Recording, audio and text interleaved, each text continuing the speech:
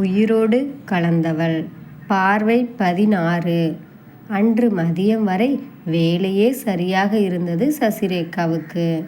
அவளுடைய அத்தை அமுதாவும் பிரீத்தியும் ஊரில் ஏதோ ஒரு விசேஷம் என்று அதிகாலையிலேயே கிளம்பி சென்றிருக்க, ஆண்கள் வழக்கம் போல கம்பெனிக்கு சென்றிருந்தார்கள். என்னம்மா, இப்போ வர வர எல்லா வேலைகளையும் நீங்களே செய்ய ஆரம்பிச்சிட்டிங்களே? எல்லா வேலையுமா? அப்போ நீங்கள்லாம் சும்மாவா இருக்கீங்க என்று சிரித்த சசிரேகா, சரி முத்தையா, நான் போய் கொஞ்சம் ரெஸ்ட் எடுக்கிறேன் என்றாள். போங்கம்மா, பார்க்கவே ரொம்ப அசதியாக தெரியுறீங்க, போய் ரெஸ்ட் எடுங்க. சரிதான், சில நாட்களாக தன்னுடைய உடலில் தெரியும் மாற்றங்கள் தனக்கே புதுமையாகத்தான் இருந்தது. எந்நேரமும் நாடி நரம்பெல்லாம் ஒருவித சந்தோஷமும் பரபரப்பும், தான் பெண்ணாக பிறவி எடுத்ததற்கே பலன் கிடைத்து விட்டார் போல. அப்பப்பா, இதுதான் தாய்மை உணர்ச்சியா? தன்னுடைய அறைக்கு செல்வதற்காக திரும்பிய சசிரேகா தன்னை யாரோ அழைத்ததில் நின்று திரும்பி பார்த்தாள். வாங்க அஞ்சலி. என்ன ரொம்ப பிஸி போல இருக்கே? நாம் 2 பேருக்கும் ஒரே வயசு தான். நீ என்னை வா போனே கூப்பிடு சசி. சரிதான், வா அஞ்சலி, உட்காரு. இப்போ கரெக்ட், இப்போ தான் ஒரு ஃப்ரெண்ட்லியான ஃபீலே வருது என்று சோபாவில் சென்று அமர்ந்தாள் அஞ்சலி. லஞ்ச் சாப்பிடு வா அஞ்சலி. நான் சாப்பிட்டாச்சு சசி என்று சொல்லிக்கொண்டே தனது ஹேண்ட்பேக்கை அருகில் இருந்த டீப்பாயின் மேல் வைத்தாள். சசி, நீ உன் ரூமுக்கு போக போனியே, நீ வேணும்னா போ, நான் கொஞ்ச நேரம் இருந்துட்டு அப்புறம் கிளம்பிடுறேன். வேலைலாம் எதுவும் இல்லை, பேசவும் யாரும் இல்லைன்னு தான் போக போனேன். இரு, உனக்கு குடிக்க ஏதாவது கொண்டு வரேன் என்று திரும்பிய சசிரேகாவை தடுத்தாள் அஞ்சலி. எனக்கு இப்போ எதுவும் வேணாம், சொன்னா கேளு. சரி, தண்ணியாவது எடுத்துகிட்டு வரேன். No formalities. கொஞ்ச நேரம் உட்காரேன். நம்ம 2 பேரும் மனசு விட்டு பேசுனதே கிடையாது. சரிதான் என்று புன்னகையுடன் அமர்ந்த சசிரேகா அஞ்சலியின் கையில் இருக்கும் ஆல்பங்களை பார்த்துவிட்டு, என்ன ஃபோட்டோஸ் போல இருக்கு என்று கேட்டாள். கைப்பையில் மும்புறமாக எதையோ தேடிக்கொண்டிருந்தவள், அதாவது அப்படி காட்டிக்கொண்டவள், என்னவோ கேட்ட மாதிரி இருந்தது என்று சசிரேகாவை பார்த்தாள். இல்லை, கையில் ஆல்பம் வச்சிருக்கியேன்னு தான் கேட்டேன். ஆமாம், பார்க்குறியா என்று கேட்டுக்கொண்டே தனது கையில் இருக்கும் ஆல்பங்களை சசிரேகாவிடம் கொடுத்தாள் அஞ்சலி. இத்தனை நாளாக இந்த ஆல்பம்லாம் என் ஃப்ரெண்டு வீட்டிலையே இருந்துச்சு. இன்னைக்கு தான் ஞாபகமாக எடுத்துகிட்டு போன்னு அவள் கொடுத்தா. சசிரேகா போட்டோக்களை பார்த்து கொண்டிருக்க அதில் இருப்பவர்களை பெயர் சொல்லி விவரம் சொன்னாள் அஞ்சலி. கூடவே அவள் வெளிநாடு சென்றிருந்த போது எடுத்த ஃபோட்டோக்கள், அக்கா, மாமா, அவர்களின் குழந்தை என பெருமையாக சொல்வதற்கு அஞ்சலிக்கு நிறைய விஷயங்கள் இருந்தன. சசிரேகா சற்று ஆர்வத்துடன் கேட்பது தெரிய மேலும் சந்தோஷமாக அனைத்தையும் விளக்கினாள் அஞ்சலி. சிறிது நேரத்தில் அனைத்து ஃபோட்டோக்களையும் பார்த்து முடித்துவிட்டு சசிரேகா ஆல்பங்களை தர அவற்றை எடுத்து உள்ளே வைக்க போனாள் அஞ்சலி. அப்பொழுதுதான் ஆல்பத்தில் போடப்படாமல் நிறைய ஃபோட்டோக்கள் இருப்பதையும் அதை தான் பார்க்காமல் கொடுத்து விட்டதையும் கவனித்தாள் சசிரேகா. ஒரு நிமிஷம் அஞ்சலி, அதில் கொஞ்சம் ஃபோட்டோஸ்லாம் பார்க்காமலே கொடுத்துட்டேன் என்று சசிரேகா அஞ்சலியின் கையில் இருக்கும் ஆல்பத்தை வாங்க வர, அதே நேரம் பார்த்து அஞ்சலியின் கையில் இருந்த ஆல்பம் கைத்தவறி நழுவியது. அச்சச்சோ, சாரி என்று சசிரேகா கீழே குனிந்து அனைத்தையும் எடுக்க போக அவளது முதுகை பார்த்து வெற்றி சிரிப்பு சிரித்தாள் அஞ்சலி. அஞ்சலி எதிர்பார்த்தது போலவே கீழே சிதறி கிடக்கும் ஃபோட்டோக்களை சேகரித்து கொண்டிருந்த சசிரேகா அதிர்ச்சியின் எல்லைக்கே சென்றிருந்தாள். ஏனென்றால் அந்த ஃபோட்டோக்களில் இருந்தது அஞ்சலியும் சுந்தரும். அதுவும் ஒருவரை ஒருவர் அணைத்து கொள்வது போல, ஒருவர் மடியில் ஒருவர் அமர்ந்திருப்பது போல என இன்னும் எத்தனையோ நெருக்கமான போஸ்களில். ஒரு வழியாக அனைத்தையும் சேகரித்து கொண்ட சசிரேகா நிமிர்ந்திருக்க, அப்பொழுதுதான் அந்த ஃபோட்டோக்களை தான் பார்ப்பது போல பதறினாள் அஞ்சலி. ஓ, வெரி சாரி, இந்த ஃபோட்டோஸ். அஞ்சலியின் தயக்கமும் பதற்றமும் சசிரேகாவின் கண்களில் பட தவறவில்லை. இருந்திருந்து இதை போய் நீ பார்க்க வேண்டியதாயிடுச்சே என்று மிகவும் வருந்துவது போல காட்டிக்கொண்டவள் சாரி என்று சசிரேகாவின் கையில் இருந்த ஃபோட்டோக்களை வாங்கி கொண்டாள். அதிர்ச்சியிலிருந்து முழுமையாக மீண்டிருக்காத சசிரேகா அப்பொழுது அஞ்சலியிடம் எதையும் கேட்கும் மனநிலையில் இருக்கவில்லை. சில வினாடிகள் பொறுத்து பார்த்துவிட்டு பிறகு தானே அந்த பேச்சை ஆரம்பித்தாள் அஞ்சலி. அதாவது தான் நினைத்தது நடக்க ஆரம்பித்திருக்க அதை முழுமையாக்கும் வேலையை செய்ய ஆரம்பித்தாள் அஞ்சலி. சாரி சசி. அப்பொழுதுதான் சற்று நடப்புக்கு வந்திருந்த சசிரேகா என்ன என்று கேட்டாள். இல்லை, ரொம்பவும் சாரி. ஏன்? இருந்திருந்து இந்த ஃபோட்டோஸை போய் நீ பார்க்க வேண்டியதாயிடுச்சே. அதுவும் இதை நீ கண்டிப்பாக பார்த்துருக்கவே கூடாது. சரி, உங்ககிட்ட சொல்கிறதுக்கு என்ன, நாங்கள் ஃபாரின் போகிறதுக்கு முன்னாடி, அதாவது உங்கள் கல்யாணத்துக்கு 3 மாதத்துக்கு முன்னாடி வரைக்கும் நானும் சுந்தரும் எப்படியெல்லாம் இருந்தோம் தெரியுமா? கிட்டத்தட்ட புருஷன் பொண்டாட்டி மாதிரி என்றவளின் முகத்தை கூர்ந்து பார்த்தாள் சசிரேகா. அவளது முகத்தில் தெரிந்த வேதனை, அதாவது இருப்பதை கொஞ்சம் குறைத்து காட்டும் அஞ்சலியின் முயற்சி சசிரேகாவுக்கு புரிந்ததில் அவள் மனம் மேலும் பரிதாபப்பட்டது.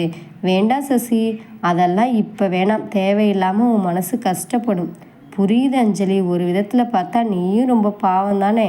சசிரேகா உணர்ந்து சொல்ல அஞ்சலியின் மனம் குதியாட்டம் போட்டது. தான் வீசிய முதல் கல் குறியிலேயே மாங்காயை வீழ்த்திவிடும் என்று உண்மையிலேயே அஞ்சலி நினைத்து கூட பார்த்திருக்கவில்லை.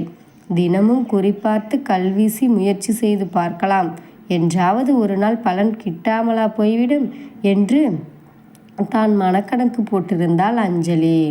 ஆனால் அது கனவிலும் எதிர்பார்க்காத விதமாக மிகப்பெரிய பலனை அள்ளி கொடுத்திருக்க அதை அப்பொழுதே முழுமையாக பயன்படுத்தி கொள்ளவும் முடிவு செய்தாள். அந்த அளவுக்கு பழகிட்டு அந்த பழக்கத்தை மறந்து விட முடியும்னு நினைக்கிறியா? அதற்கு பதில் சொல்லாமல் மேலும் அஞ்சலி என்ன சொல்லப் போகிறாளோ என்பதைப் போல உயிரை கையில் பிடித்து கொண்டு அவளது முகத்தை பார்த்தாள் சசிரேகா. நான் நேச்சுரலாகவே கொஞ்சம் போல்டு டைப். சரி, நமக்கு கொடுத்து வச்சது அவ்வளோதான்னு மனசை தேத்திக்கிட்டேன். ஆனால் சசிரேகாவின் பார்வையில் மேலும் தீவிரமாக அனைத்தையும் சொல்ல ஆரம்பித்தாள் அஞ்சலி. அதாவது தான் ஜோடித்த அனைத்தையும் சொல்ல ஆரம்பித்தாள். சுந்தரால தான் என்னை மறக்கவே முடியலை. இப்போவும் எப்படியும் வாரத்துக்கு 4 முறையாவது பார்த்துக்கலேனா எங்களால், முக்கியமாக அவரால் சுத்தமாக இருக்க முடியாது. எங்கள் சந்திப்பு எப்பவும் உங்கள் கம்பெனியில் வச்சு தான் நடக்கும். அட்லீஸ்ட் என்னை சும்மா பார்த்துக்கிறத மட்டுமாவது அவர் உங்ககிட்ட சொல்லுவார்னு தான் நினைக்கிறேன். இல்லையே, ஒரு முறை கூட கணவன் இதை பற்றி தன்னிடம் சொல்லியதே இல்லையே. இதிலிருந்தே அவனுடைய கள்ளத்தனம் தெரிகிறதல்லவா? சசிரேகாவின் தீவிர யோசனையில் உள்ளம் துள்ள தான் ஆரம்பித்திருந்த வேலையை செவ்வனே தொடர்ந்தாள் அஞ்சலி. என்கிட்டையும் எல்லாத்தையும் சொல்லிடுவார் சசிரேகா. ஈவன் நீ இப்போ எந்த நிலைமையில இருக்கிறேங்கிறத கூட. என்ன நிலைமை என்றால் என்று சசிரேகா தனக்குள் யோசித்து கொண்டிருக்க, நீ விசேஷம் என்று அஞ்சலி பேச ஆரம்பிப்பதற்குள் அவளை தடுத்து விட்டிருந்தாள் சசிரேகா. போதும் அஞ்சலி, போதும். இந்த அளவுக்கு அவர் எல்லாத்தையும் உங்ககிட்ட சொல்லியிருக்கும்போது இன்னும் நான் அதெல்லாம் நம்பாத மாதிரியோ கண்டுக்காத மாதிரியோ இருந்தால் அது என்னோட ரொம்ப பெரிய முட்டாள்தனம். எந்த அளவுக்கு? இப்பொழுது நான் என்ன சொன்னோம் என்று புரியாமல் தனக்குத்தானே யோசித்ததில்தான் விஷயமே புரிந்தது அஞ்சலிக்கு. இன்னும் ஒரு குழந்தையும் நீ வயிற்றில் சுமக்க ஆரம்பித்து விட்டாயானால் அப்புறம் உனக்கு எந்த காலத்திற்கும் விடிவு காலமே இல்லாமல் போய்விடும். அதனால் அதற்கு முன்னரே சுதாரித்து கொள்ளென்று சொல்லத்தான் அஞ்சலி வாயை திறந்தாள். ஆனால் பழம் நழுவி பாலிலே விழுந்து விட்டது போல சசிரேகா தனது வாயாலேயே தான் தாயாக போவதை சொல்லிவிட அந்த வழியிலேயே செல்ல ஆரம்பித்தாள் அஞ்சலி. குழந்தை விஷயத்தை அவர் என்கிட்ட சொன்னதுக்கு நான் எவ்வளோ சந்தோஷப்பட்டேன் தெரியுமா? சரி, இனி ஒரு குழந்தைக்கு முன்மாதிரியாக வாழ்ந்து காட்டணுங்கிறதால அதுக்காகவாவது இனிமேல் அவர் மாறிடுவார்னு ரொம்பவும் எதிர்பார்க்குறேன் சசி. இப்படி என்னை வாழவும் விடாமல் சாகவும் விடாமல் ஏன் என்னை கொல்றீங்க? இப்படியே போனால் எப்படி? இதை நான் சசிக்கிட்டையாவது சொல்லி நியாயம் கேட்க போகிறேன்னு சொன்னதுக்கு கண்டிப்பாக சொல்லவே கூடாதுன்னு சொல்லிட்டாரு. இப்போ இதையெல்லாம் நான் தான் உங்ககிட்ட சொன்னேன்னு அவருக்கு தெரிஞ்சா அவ்வளோதான். அதுக்காக நீ அவர்கிட்ட எதையும் கேட்காமலும் விட்டுட முடியாது. ஒன்று செய்றியா சசி? என்னை பேச்சுக்குள்ளே இழுக்காம நீயா கேட்குற மாதிரி கேட்டுக்கிறியா? இல்லைன்னா அதுக்கும் என் மேலே தான் கோவப்படுவார். பாவம் அஞ்சலி அன்பு வைத்துவிட்டு அவதிப்படுகிறாள். ஆனால் இப்படி இருவர் வாழ்க்கையிலும் விளையாடும் தனது கணவனுக்கு குற்ற மனப்பான்மை சிறிதும் கூட இருப்பது போல தெரியவில்லையே. இருந்திருந்து எப்படி அப்படி ஒரு முகத்தை வைத்து கொண்டு அதற்காக தானே, அதாவது பின்னால் பிரச்சனை வரும் என்று தெரிந்திருப்பதால் தானே எதற்கும் வழியில்லாத தன்னை போன்ற ஒருத்தியை வாழ்க்கை துணையாக தேர்ந்தெடுக்கிறான். சரி, அதற்காக தன்மானமும் ரோஷமும் கூட இல்லாது போய்விடும். ஒரு புழு கூட தன்னை துன்புறுத்துபவர்களை எதிர்த்து தடுக்க வருகிறது. நான் அந்த அளவிற்கு கூட இருக்க மாட்டேன் என்று நினைத்து கொண்டானோ? சுந்தர் எப்பவும் கூப்பிடுவாரோ, என்ன சொல்லிடுவாரோன்னு ஒவ்வொரு நிமிஷமும் நான் பயந்துட்டு தான் இருக்கேன். அவருக்கு வேணும்னா இது சாதாரணமாக, ஏன் பெருமையாக கூட இருக்கலாம். ஆனால் ஒரு அப்பாவி பொண்ணோட வாழ்க்கையில் விளையாட எனக்கு மனசாட்சி உறுத்துது சசி. அதை கூட நான் அவர்கிட்ட கேட்டு பார்த்துட்டேன். ஆனால் அவர் என்ன என்பதை போல சசிரேகா தன்னை பார்க்க, சரி எல்லாத்தையும் சொன்னாதானா உனக்கு புரியும் என்று மீண்டும் சொல்ல ஆரம்பித்தாள். அதாவது கூடை கூடையாக எரிகிற நெருப்பை தலையில் வாரி கொட்டினாள். நான் என்ன அப்படி துரோகம் பண்ணிட்டேன் அவளுக்கு? என் ஸ்டேட்டஸுக்கு நான் அவளை கல்யாணம் பண்ணிக்கிட்டதோடு இல்லாமல் எப்பவும் அவளை எவ்வளோ சந்தோஷமாக வச்சிட்ருக்கேன் தெரியுமான்னு கேட்குறாரு. புடவை நகைன்னு எவ்வளவோ வாங்கி கொடுத்துட்ருக்கார். ஆமாம், நேற்று கூட உன்னை அழைச்சிட்டு பர்ச்சேஸுக்கு போகணுங்கிறதுனால கம்பெனியிலேருந்து நேரத்திலேயே கிளம்பி வந்துட்டேன்னு சொன்னாரே, அப்படியா? அஞ்சலி சொல்லிக்கொண்டே போக போக சசிரேகாவின் உள்ளம் தண்ணீரிலிருந்து தூக்கி எறியப்பட்ட மீன் குஞ்சை போல துடித்து கொண்டிருந்தது. அதை அப்படியே வெளிப்படையாக காட்டிக்கொள்ளாமல் முகத்தை சாதாரணமாக வைத்துக்கொள்ள மிகவும் முயன்று ஓரளவு சமாளித்து கொண்டாள். தனது மொபைலுக்கு அழைப்பு வர பார்த்தாயா என்பதை போல சசிரேகாவை பார்த்துவிட்டு அட்டன் செய்து காதில் வைத்தாள். சொல்லுங்க. ஆமாம் சுந்தர், இன்னைக்கே வா. சரி, எத்தனை மணிக்கு என்று கேட்டவள் மேலும் சில வினாடிகள் பேசி கொண்டிருந்து விட்டு ஃபோனை வைத்தாள். ஏதோ யோசனையில் இருப்பதைப் போல காட்டிக்கொண்ட அஞ்சலி மேலும் சில வினாடிகள் கழித்தே சசிரேகாவை பார்த்தாள். பாரு, இப்போ கொஞ்சம் முன்னாடி தானே நான் சொல்லிட்டு இருந்தேன். சரி சசி, நானும் என் மனசில் இருக்கிறது எல்லாத்தையும் கொட்டிட்டேன். இனிமேலும் சொல்கிறதுக்கு என்கிட்ட வார்த்தைகளே இல்லை. எதுவாக இருந்தாலும் மனசை போட்டு குழப்பிக்காமல் பொறுமையாக யோசித்து நல்ல முடிவாக எடு. நான் கிளம்புறேன். மிகவும் சிரமப்பட்டு நடப்புக்கு வந்த சசிரேகா அஞ்சலியை பார்த்தாள். கிளம்புறேன் சசி. வந்ததுலேருந்து எதுவுமே குடிக்கவே இல்லையே அஞ்சலி. இரு, ஏதாவது எடுத்துகிட்டு வரேன். வேண்டாம் சசி, காலையில் வீட்டிலேருந்து கிளம்புனது அப்பாவும் அம்மாவும் பார்த்துட்ருப்பாங்க என்று அஞ்சலி கிளம்பி விட்டிருக்க அப்படியே சோஃபாவில் அமர்ந்து கண்களை மூடி அமர்ந்து விட்டாள் சசி. தலைவலி விண்ணென்று தெரிக்க ஆரம்பித்ததற்கும் கண்ணெதிரே நீண்டு விரிந்திருந்த எதிர்காலமே கும்மிருட்டாய் நெஞ்சை நடுங்க வைத்தது. கடவுளே, யாருக்கு என்ன பாவம் செய்தேன்? என்னை ஏன் இப்படியெல்லாம் சோதிக்கிறாய் என்று மனம் மட்டும் ஊமையாய் அழுது கொண்டிருந்தது. ஆரம்பத்திலிருந்து நடந்த ஒவ்வொன்றும் கோர்வையாய் நினைவுக்கு வந்தன. சந்தேகமே இல்லை, கணவன் தன்னை வெகு கச்சிதமாக ஏமாற்றி கொண்டிருக்கிறான். அவன் அருகில் வந்துவிட்டாலே தான் சுற்றியிருக்கும் உலகையே மறந்து விடுவது நினைவுக்கு வந்தது. இத்தனை நாள் சரி, ஆனால் இனிமேல் கணவன் அருகில் வந்தால் அவனை தடுக்கும் சக்தி தனக்கு இருக்கிறதா என்று நினைத்ததில் ஒரு இனம் புரியாத பயம் வந்து அவளை பற்றி கொண்டது. உன்னதமான அன்பை அவனால் எப்படி கொச்சைப்படுத்த முடிந்தது? அதிலும் அஞ்சலியை தினமும் சந்திப்பதை பற்றி அவன் தன்னிடம் ஒரு முறை கூட சொன்னதே இல்லையே. மனதில் கள்ளத்தனம் இருக்கவில்லை என்றால் எதற்காக மறைக்க வேண்டும்? மேலும் அன்று கோவிலில் வைத்து நடந்ததுதான் நினைவுக்கு வந்தது சசிரேகாவுக்கு. தான் ஏதோ சொன்னதற்கு கிளம்பு, ஆனால் திரும்பி வர வேண்டாம் என்றானே. கடவுளே, அப்பொழுது மிகவும் சகிக்க முடியாமல் போய்விட்டதா? கிளம்பி சென்றுவிட ஒரு போக்கிடமாவது இருந்ததே. ஆனால் இனி அதுவும் நகை துணியெல்லாம் வாங்கி கொடுத்து சந்தோஷமாக வைத்து கொண்டிருக்கிறானமே. அவன் வாங்கி கொடுத்தவற்றை தொட்டு ரசித்து பார்த்த தனது முட்டாள்தனத்தை என்னவென்று சொல்வது? அதை பார்த்து மனதிற்குள் எப்படியெல்லாம் சிரித்திருப்பான். எப்பொழுது தான் தாயாக போகும் விஷயத்தை கூட சொல்லும் அளவிற்கு அஞ்சலியிடம் நெருக்கம் இருக்கிறதோ இனி அதற்கு மேல் யோசிக்க எதுவுமே இல்லை. எவ்வளவு நேரம் அப்படி அமர்ந்திருப்பாளோ. அண்ணி என்ற பிரீத்தியின் அழைப்பில்தான் நடப்புக்கு வந்தாள் சசிரேகா. என்ன அண்ணி அப்படி பயங்கரமான யோசனை? வா பிரீத்தி. நீங்க தான் இருக்கியா என்று அவளை தொடர்ந்து தனது அத்தையும் உள்ளே வர இருக்கையிலிருந்து எழுந்து கொண்டாள் சசிரேகா. ஏன் நீ உட்காருங்க என்ற பிரீத்தி. கசகசன்னு இருக்கு, நான் உள்ளே போய் குளிச்சுட்டு வரேன் என்று செல்ல போனாள் சசிரேகா.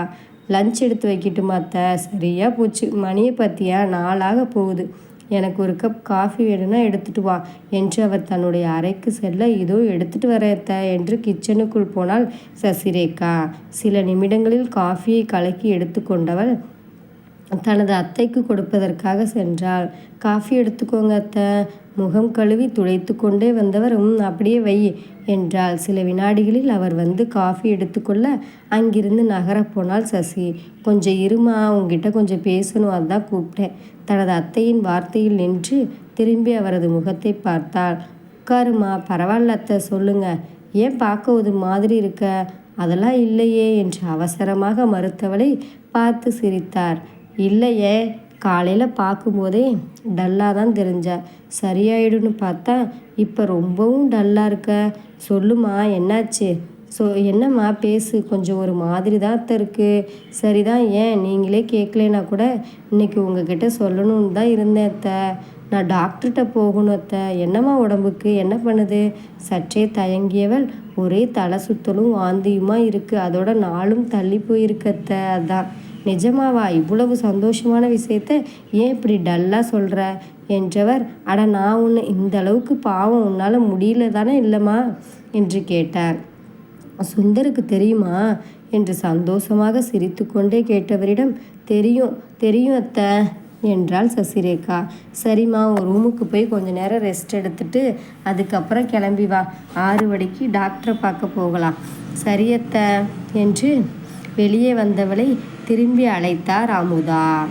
இந்த மாதிரி நேரத்தில் அம்மாவை இழக்கிறது ரொம்பவும் கொடுமையான ஒன்று தான். எதுவாக இருந்தாலும் என்ன அம்மா மாதிரி நினச்சி கேளுமா. உன்ன மாதிரி ஸ்டேஜை கடந்து தான் நானும் வந்திருக்கேன். எனக்கு உன் கஷ்டங்கள்லாம் புரியுமா. முதன்முறையாக தனது அத்தை இந்தளவுக்கு பேசியதில் கண்கள் கலங்கி விட்டிருந்தன சசிரேகாவுக்கு. அழுகையை சிரமப்பட்டு கட்டுப்படுத்தி கொண்டு சரி என்பதைப் போல தலையை ஆட்டினாள். சசிரேகா வெளியே வந்திருக்க, பாவம் தாயில்லா பெண்ணென்று மனம் உருகிவிட்டிருந்தது அமுதாவுக்கு. ஆரம்பத்தில் இந்த காலத்து பெண்தானே என்று அவர் சராசரியாக சசிரேகாவையும் நினைத்திருந்தார்.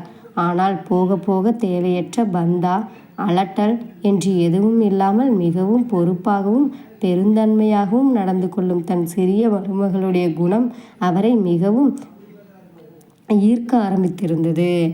அதிலும் தான் எப்படி பிரமாதமாக குழந்தைகளை வளர்க்க வேண்டுமென்று வளர்த்திருக்கிறாரோ அதே போல சசிரேகாவும் இருந்ததில் சில முறை அவளை தவறாக பேசியதை நினைத்து வருந்தியதோடு இனிமேல் தான் கண்டிப்பாக அந்த மாதிரி நடந்து கொள்ளக்கூடாது என்ற முடிவுக்கு ஏற்கனவே மனதிற்குள் வந்திருந்தாள் அமுதா. இனி அடுத்த தொடரில் பார்ப்போம்.